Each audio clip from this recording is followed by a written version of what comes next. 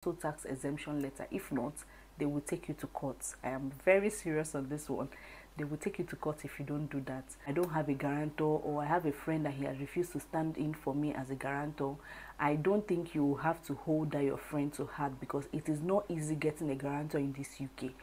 Hi guys, welcome back to the channel. If you're just seeing my face for the first time, do well to hit the subscribe button before you leave. Give this video a very big thumbs up and share my content to your family and friends. If you're an OG, thank you for coming back. Thank you for always clicking on my videos. My name is Asach Big Joe. I film content based on family, lifestyle, living in the UK, tips and tricks on how to migrate to the UK, and all those juicy stuff, you know. So in this video, from the title of this video, you will know that we mean business on this one. So guys, if this is the content you want to listen to, I'm going to give you all the juicy details in the bit. While recording this video, I didn't know that the audio of this video was not on, so I'm doing a voiceover just to cover up for it.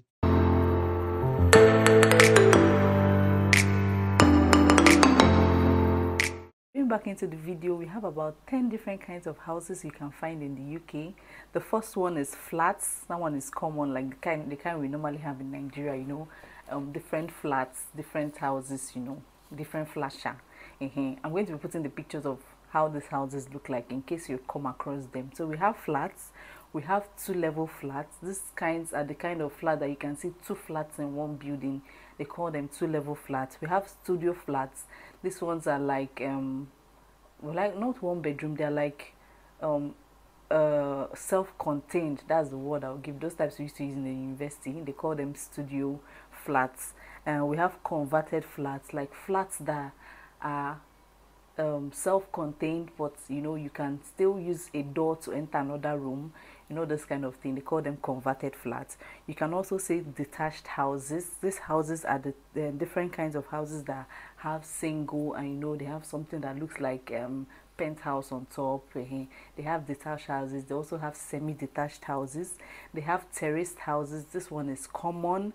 They also have end of terrace houses too. Those, I think that one is even the most common you can find, the end of terrace houses. We have the cottages, those small houses you see mostly in the villages. We also have the bungalows, and we have the mansions. Yes, you have to call it with hikbo. We have the mansions. So those are the kind of houses we have in the UK. So in case you're looking for houses, you have to look out for what kind of house do I want. Do I want a semi-detached house? Do I want a terraced house? Do I want an end of terraced house? So that's the kind of thing you're going to look out for before you start searching for house. And it depends on your family type. If you're a single person, you can decide to stay in a studio accommodation. But if you're a family person, you have to stay in flats, maybe 1-bedroom flats, 2-bedroom flats, or 3-bedroom flats, depending on the size of your family. So the people renting out these houses are either the landlord or the agent. You can also get shared accommodation. So when you want flats, or you want 1-bedroom or 2-bedroom, if you're a family, you can take the whole 1-bedroom apartment to yourself. But then you can, if you're single or you're just with your partner, you can do the shared accommodation. That's, you have a 3-bedroom apartment, and each person take their own room. So 3 people for a 3-bedroom apartment. That's what they call a shared accommodation. Guys, the first thing you're going to do before renting a house in the UK is getting your right to rent code. Yes. So when you come to the UK, there's something they call a share code for. They have rights to work and right to rent. This code expires every 6 months. So if you want to book a house, or you want to get another accommodation after 6 months, you have to generate another right to rent share code. I'm going to put the link in my description box. Do well to always look at my description box. Please always look at my description box.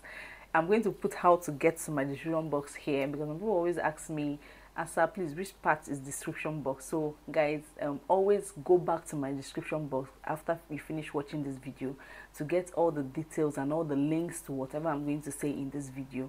So the right to rent share code, you can also generate it. That's the first thing you do, because every agent and every landlord is going to ask you for this link or this code, so that they can know if you are eligible to rent a house in the UK. So that's the first thing you're going to do first when you come into the UK. generate your right to rent share code. The second thing you're going to look out for is your rent. So you have to tailor your budget to suit your pocket.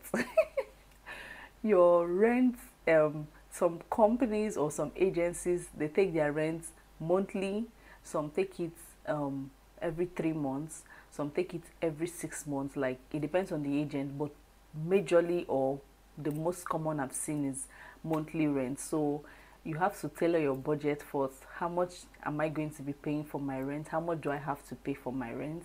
If it's 700, 500, 600, 800, 850, 900, 1000, whatever the case may be, tailor your budget and start from there. Then you have to know, okay, am I capable of paying this rent every month? Depends on your agents though, but some people will tell you wants you to pay 6 months upfront. Some people will tell you want 3 months upfront. I'm going to be giving the details of all the things I'm saying in the course of this video, so do well to watch till the end of this video so that you don't miss any details. So the next thing you should take in consideration when you want to rent a house in the UK is deposits. So when renting a house in the UK, you pay deposit. Deposit is the amount of money you pay to an agent or to a landlord to guarantee that you're not going to break or spoil anything in the house. And if you do, they will have to use from this money that you have paid to sort everything out. So most of the time, your deposit is mostly your 1 month's full rent. So that's what you pay as deposit. There are different kinds of deposits. So there's the one that you pay 1 month rent, or the one that they will split it in 12 months and you'll continue to pay that one in 12 months. That one is like an insurance kind of deposit. So you won't pay the deposit in a lump sum like that. What you have to pay is they will divide the deposit divided by the amount, the tenancy, or the time you're going to stay in the house, and that's how much you're going to pay.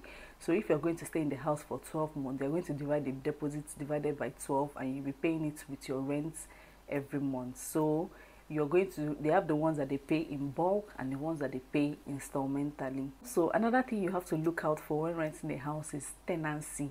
Here, tenancy simply means how long you're going to stay in the house. Some landlords or some agents will tell you, we don't have tenancy lower than 12 months. That means they can only rent this house to you 12 months. That is it. Like, they cannot give you 3 months tenancy, they cannot give you 6 months tenancy. That means you cannot stay in the house 3 months and then you renew your tenancy. If you want to stay in the house, the minimum amount of time you stay in that house is either 3 months if they're giving you 3 months tenancy, 6 months if they're giving you 6 months tenancy, or 1 year if they're giving you 1 year tenancy. Then if you stay at the end of your tenancy, if you want to renew your tenancy, you're free. If you want to leave the house, you're free. But once you've signed this contract, you cannot sign a 1 year contract and say you want to leave after 6 months. No, you will continue to pay your rent until the end of the tenancy, or you have somebody that will come and take over your tenancy and still pay. I think they have a fee that they pay if you want someone to take over the apartment from you. Some agents have something like that. So you have to ask, what is the tenancy? What does this entail? What is embedded into this tenancy? You have to ask the landlord or the agents before you sign any contract. Another thing you are going to look out for when renting a house in the UK is guarantors. This one, I don't think you can skip this one, because you need to have a guarantor in the UK. The guarantor is just a person that they will hold when you don't pay your rent. It's as simple as that. Somebody that can sign for you and vouch for you that this person is going to pay his or her rent, and whenever this person doesn't pay his rent, come and hold me. A guarantor can be a UK citizen, someone that has stayed in the UK for a very long time, someone that has ILR in the UK, or a homeowner in the UK. Some other company give guarantor services, and I'm going to be introducing Amber Students to you on the course of this video. The video is proudly sponsored by Amber Students, and they have guarantor services. If you need guarantors, or if you don't have anybody to stand in as a guarantor for you, they also have guarantor services. They will give you guarantors, they will sign all your guarantor documents. No hassle, no stress. I'm going to be leaving the link in my description box just in case you need a guarantor. They are going to take that stress off you. So go to my description box at the end of this video, click on the Amber Student Plus link I'm going to be dropping there and select guarantor services. Follow the rules and everything they are going to send to you, read it up and sign up. They are going to get you a guarantor as soon as possible. Have someone else that can stand in as a guarantor for you. Just tell the landlord this so person can stand in as a guarantor for you. The only thing about this guarantor that used to make, I know some people will start complaining that I don't have a guarantor, or I have a friend that he has refused to stand in for me as a guarantor. I don't think you have to hold that your friend to heart, because it is not easy getting a guarantor in this UK. Even somebody that you trust might not be able to stand in as a guarantor for you, or somebody that trusts you, except if the person knows you very well and you and the person is very close. Because if you bring somebody as a guarantor, they will have to check the person's credit score, like check the person's credit history, to be sure that this person can stand in as a guarantor for you. And each time each agent checks somebody's credit score, the person's credit score reduces, and you know what that means to somebody in the UK, like something that is making my credit score reduce. Even me as a person, I don't think I want to do anything for anybody that is going to reduce my credit score, because it's going to affect my credit score negatively. I won't be able to, maybe if I want to buy a house, I won't be able to do that again. Or if I want to get a phone on finance, I will not be able to do that again. If I want to get a car on finance, I will not be able to do that again, because of my credit score has reduced, or I have a bad credit score. So if someone has said he or she cannot be a guarantor for you, please don't take it to heart. Just go over to Amber Plus. They are going to get you guarantor services without any issues. Just that you're going to pay a little amount of money for their services, but they're going to take that hassle off you. Next thing you're going to look out for is lateness fee. Lateness fee simply means if I'm not able to pay my rent, how much will you charge me extra? So some agents have a no nonsense policy. You cannot owe rent. If you're supposed to pay £750 every month and you're delaying on your payment, your next payment is going to be like 800 or 850.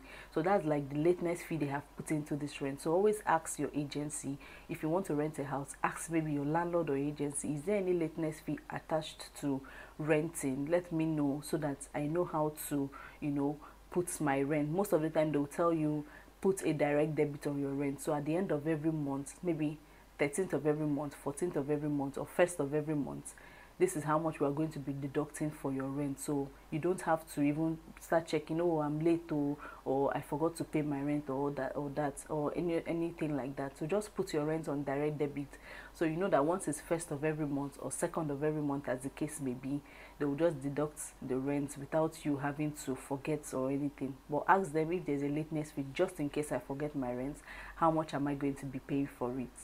So another thing I forgot to add is that some schools give guarantor services for their students, but I don't know if they still do it now.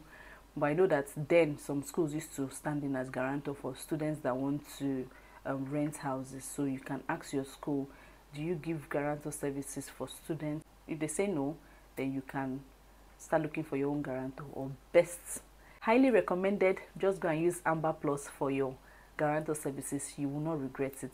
So another thing you have to take in consideration when you are renting a house is agent visits. So when we got into this house, the agent told us that they're going to come and be visiting the house from time to time. Sometimes they will come without notice, sometimes they will tell you, but most of the time they are going to tell you. So look at your contract very well. If they state that they are going to come without notice, if it doesn't go down well with you, please tell them that you want to always be around when they come to visit. Like my agent now, they will always give you like 2 or 3 days before coming to visit.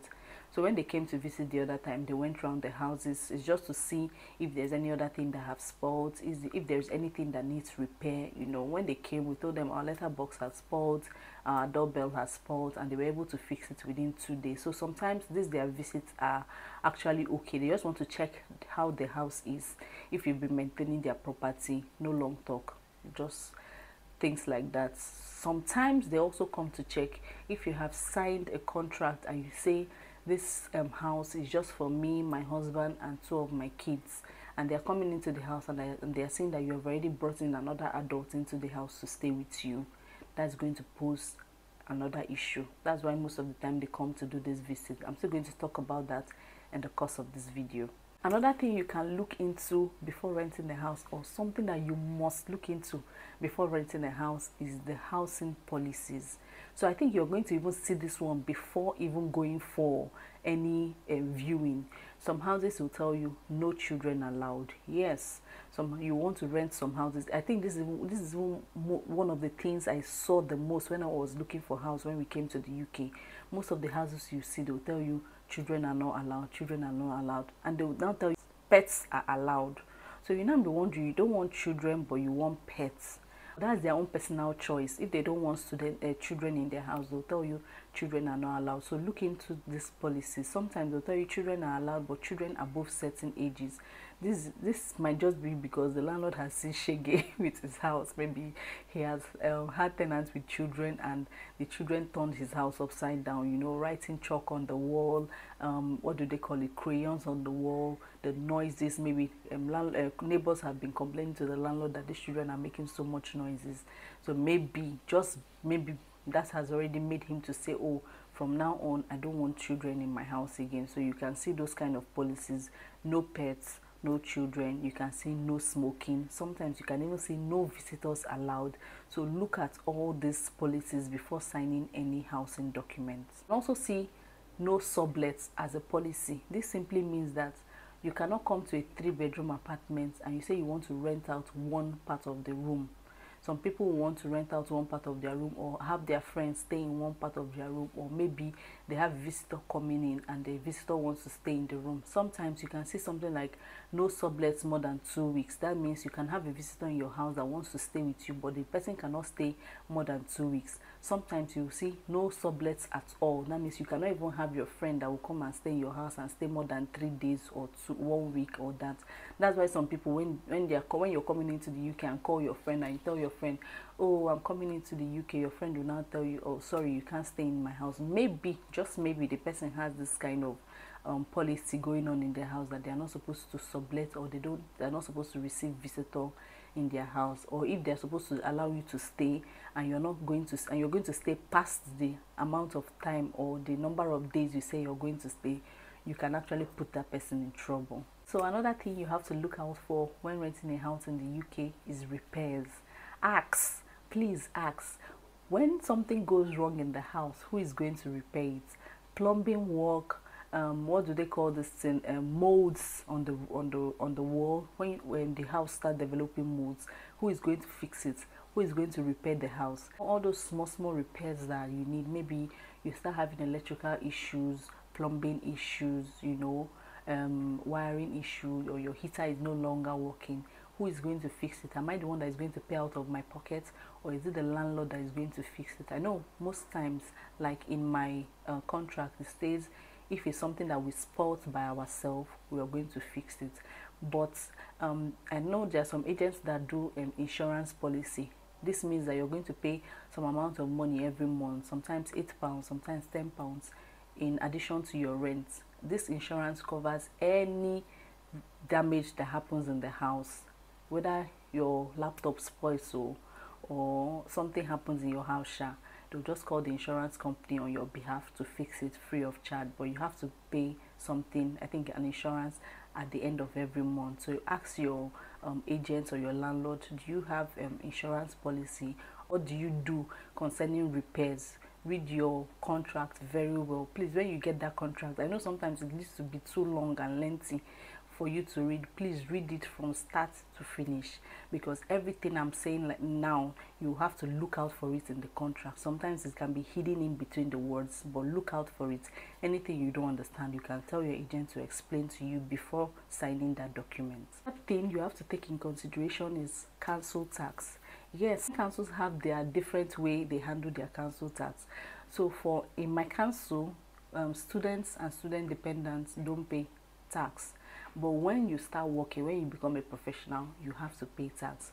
So there are some accommodation that is student accommodation. It's only students they are allowed in that accommodation. That means that accommodation, they don't pay any tax at all. So when you're going there, tell them that you're a student, and there's something they call a term time letter from your school stating that you are a student, you are a full-time student, and you are not supposed to pay tax. So the school is going to give you the letter. Please take this letter to your council. Either you go online and look for your council's email on student tax, or you look for the council's office. Use your 2 legs and go there. Submit this letter to them and tell them, I am a student and I want to be exempted from council tax. They will give you a number, or they will take your email address. Follow them until you have gotten that council tax exemption letter. If not, they will take you to court. I am very serious on this one. They will take you to court if you don't do that. So go to your council and tell them that you want to be exempted. If you have a dependent, also include your dependent and tell them that you want your dependent to also be exempted from council tax. But it differs from council to council, because I think in Nottingham Council, students don't pay tax. Correct me if I'm wrong, please, but dependents pay tax. Sometimes I've even seen some students that they said Nottingham Council told them to pay tax. So it differs.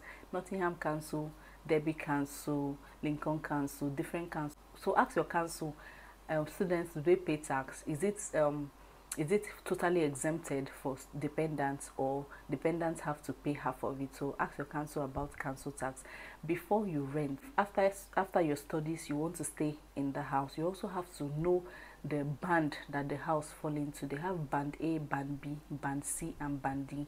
So you have to know how the house, like where the house falls into, because each bands have different amount of money they pay for council tax. So if after your studies you want to stay back to the house, you might be paying so much council tax because of the band your house falls into. So ask. Most of the time when you're renting a house, when you see it online, just go down, you see this house is a band C, or this house is a band B, or this house is a band A. So always ask your agent which band or what band does this house fall into before you rent, so that you don't incur so much money when it comes to paying council tax. Another thing you have to look out for is bills choke. I'm going to give a different video, a seriously different video on bills and the kind of bills and tax we pay in this country. Please watch out for that video. It might even be the next one I'm going to do, because now bills choke.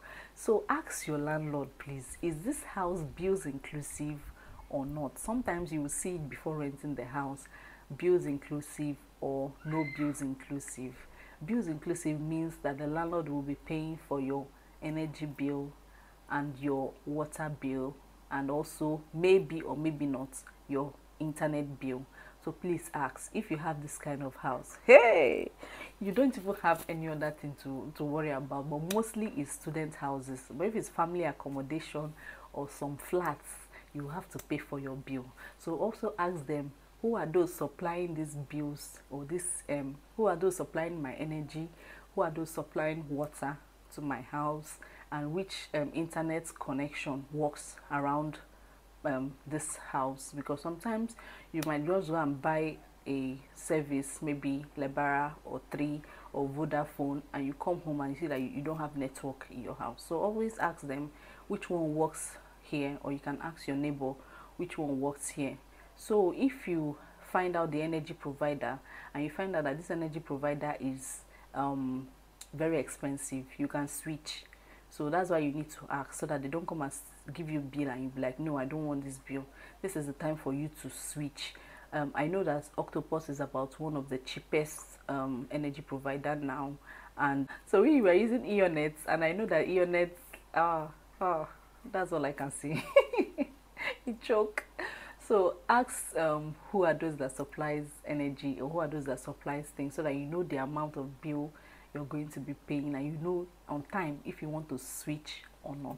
If you have watched up until this video, please, I know I have already given you mad content by now, so please do well to hit that subscribe button, give this video a very big thumbs up, share my videos so anybody you feel will benefit from this video, turn on your post notifications so that each time I post my videos you'll be notified. This video is proudly sponsored by Amber Students.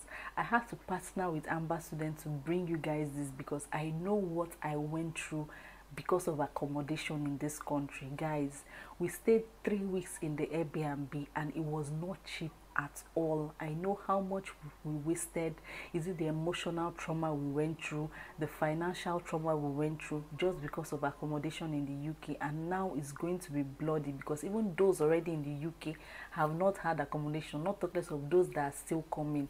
Like, accommodation is one of the greatest problem now. I had to partner with Amber students to bring you guys this. So now Amber students, they are going to take off that accommodation stress from you. They have the short-term accommodation, they have the long-term accommodation. So if you're the only one coming to the UK, like you're not bringing in your family yet and you're looking for where to stay, instead of you wasting money on Airbnb, just book Amber student accommodation for a short time, maybe 1 month, 2 months or 3 months. Stay there while you're looking for accommodation for your family. If you're a student, please book your accommodation from Amber students. They have accommodation all over the UK and they have nice accommodation. Because of you guys, I'm even still going to do a video in one of the accommodations in Leicester here, just to show you guys how beautiful this accommodation is. And the best part is that all their accommodations are bills inclusive. So the only thing you need to do is carry your bag and pack into the house. Chikina. You don't need to bring any furniture, any cooking equipment, nothing. The house is fully furnished. The kitchen is fully functional. They have washing machine, they have lounge area, they have fridge, freezers, they have cooker, pots, everything you can think of. Is just carry your bag from the airport and move into your house. You can even book this accommodation while you're still in your home country. And the best part of it is that these accommodations are very cheap and it is getting sold out even as I am speaking to you. So if you want to book an accommodation before you get to the UK, because that's one of the major questions I've been getting, answer please, how can I book an accommodation before I come to the UK? Please book it with Amber students. One thing I like about Amber students is that they have this one-on-one relationship with each person that books an accommodation for them. And for me to follow your bookings and make sure that you get one of the best rooms possible, please go to the link in my description box and use my link to register. That is the only way I can make sure that you get the best service from Amber students. And if there's any issue with your accommodation, it can also come to me and I'll be able to follow up with your accommodation. One other thing I like about Amber students is that they are budget friendly. Any budget you have at all, they can be able to cater to your budget. If you're in a low budget or in a high budget, middle budget, any budget you have at all, they will be able to give you a room that is going to fit into your budget. I'm going to be putting up pictures of how their rooms looks like at the course of this video. One other thing I like about Amber is the paperwork. You know, most of the time when you come into the UK, the paperwork in getting houses here is just too much. It will be as if you're writing jam. All this paperwork, they are going to take it off you. If you're also looking for a roommate, you don't even need hassle at all. Maybe you got a 3-bedroom flat from them and you're looking to stay with somebody. They will help you tailor what you want to get the kind of roommates you want in this country. You know, I know by now you must have been seeing from social media how people are complaining about the kind of roommates they have and how they used to litter the whole place. You can use your hand and select the kind of people you want for your roommates. They are going to help you to do this too. What I like about Amber students is that they have 5-star review on Trustpilot. You know, it is not even easy to even get 4-star review on Trustpilot, but they have 5-star review on Trustpilot from students all over England. So go to Amber students and book your accommodation now. You can get the short-term one, you can get the long-term one. This is a good one for those that still want to find their feet or still want somewhere to stay before they start looking for an accommodation in the UK. So moving to the final point, please, when you move into your house, please make a video of the house. Do not leave even the slightest details, the marks on the wall when you moved in, the stains on the carpet, if there are furniture, the state you met the furniture. I advise you do this because when you want to move out of the house, the agent will be looking for faults so as not to pay your deposit in full. This saved my friend as they told him that they were going to deduct £200 for a tear on the wall that he knew he saw when he moved in. So he had to present the video and show them that, oh, this tear on the wall has been there. He showed evidence of the timestamps on the video, and that helped him a lot. He got his deposit in full. Thank you guys for watching to the end. Don't forget to like, hit that subscribe button and share.